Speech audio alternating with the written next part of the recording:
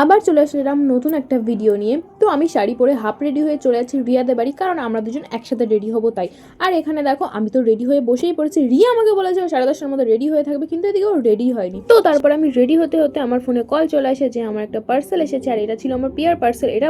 এটা বরঞ্চ আমি তোমাদের সাথে নেক্সট ভিডিওতে শেয়ার করবো যে এটার মধ্যে কী ছিল। তো তারপরে আমি আবার ওদের বাড়ি এসে আমি আবার রেডি হতে বসে পড়েছিলাম, লিপস্টিক পরে তারপর লিপ গ্লস পরে। গাইস আমি তো পুরো রেডি হয়ে গেছি, একটু হেয়ার স্টাইলটা করে। তারপর ও আর আমি তাড়াতাড়ি করে রেডি হয়ে চলে আসছিলাম, কারণ আমাদের 12টায় ট্রেন। আমরা বাড়ি থেকে বেরিয়েছিলাম 11:45-এ, মানে গাড়ি ধরে যেতে যেতে আমাদের বহুত টাইম হয়ে যাবে। আমাদের তো খুব টেনশনে ছিলাম যে হয়তো আমরা ট্রেন পাবো না। কিন্তু না গাইস, আমাদের কপালটা আজকে অতটাও খারাপ ছিল না, কারণ রাস্তায় যাওয়ার সঙ্গে সঙ্গে আমরা গাড়িতে উঠে গেছিলাম, আর আমি আমার এই বান্ধবীটাকে তুলে নিয়েছিলাম। তারপর আমরা সোজা চলে গেলাম মসলানদুপুর স্টেশনে, কারণ আমাদের ট্রেন আসবে। তো আমাদের মসলানদুপুরে গিয়ে দেখি আমার আর এক সুন্দরী বান্ধবী চলে। তো আমরাও দেরি না করে আমরা চলে গেছিলাম সোজা গোবরডাঙ্গা কলেজে, কারণ আজকে কলেজে ছিল আমাদের নবীনবরণ। তো আমরা ফার্স্টের দিকে মাঠে গিয়ে আমরা কিছু ছবি ভিডিও করেই নিয়েছিলাম। তো তারপরে বসে বসে আমরা দেখছিলাম একটু নাচ গান। তারপরে শুনলাম সবার জন্য নাকি টিফিনের ব্যবস্থা করা হয়েছে, তো আমরা সেটাই নিতে যাচ্ছিলাম। কিন্তু গাইজ একটা লাড্ডু খাওয়ার জন্য যে এত লম্বা লাইন দিত, সেটা আজকে গাইজ যদি না দাঁড়াতাম তাহলে জানতামই না।